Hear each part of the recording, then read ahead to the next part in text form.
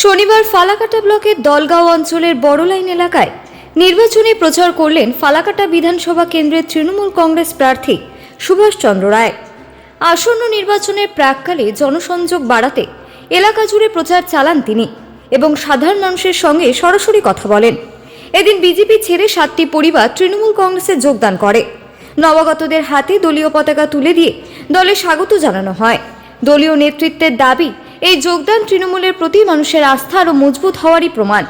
প্রচারে উপস্থিত ছিলেন আলিপুরদুয়ার জেলা তৃণমূল কংগ্রেসের সহ সভাপতি সমরেশ পাল, ফালাকাটা টাউন ব্লক আইএনটিটিইউসির সভাপতি অশোক সাহা, ফালাকাটা গ্রামীণ ব্লক আইএনটিটিইউসির সভাপতি আনন্দ খাড়িয়া সহ তৃণমূলের অন্যান্য নেতৃত্ব, কর্মী ও সমর্থকরা। স্বাগত জানাই, খুব ভালো লাগছে যে আজকে এখানে তাসুরটিতে এসে প্রচারে এসে যে এরা আন্তরিকতার সহিত আমাদের দলে যোগদান করলেন। 7টি পরিবার এখানে এর আগেও জয়েনিং হয়েছে, যে তাদের আমি ধন্যবাদ জানাই এবং আশা রাখছি এই এলাকার থেকে ব্যাপক ভোট দিয়ে আমরা এবারে আমাদের বিধানসভা জিততে চলেছি।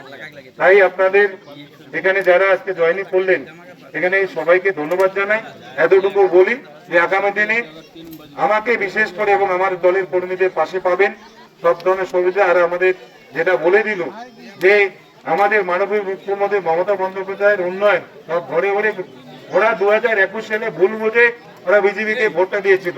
ওরা বুঝতে পেরেছে যে এখন আর বিজেপিকে দিয়ে ভোট দিয়ে লাভ নেই, তাই আমাদের দলে আমাদের যোগদান করলেন এবং এই এলাকায় আরো অনেক জয়েনিং হয়েছে। আশা করি এই এলাকার থেকে আমরা ভালো সমর্থন পাবো, এতটুকু বলার। এবং আমরা সবসময় পাশে থাকার অঙ্গীকার রেখে সবাইকে আবার ধন্যবাদ জানিয়ে আমার কথা শেষ করলাম। নমস্কার।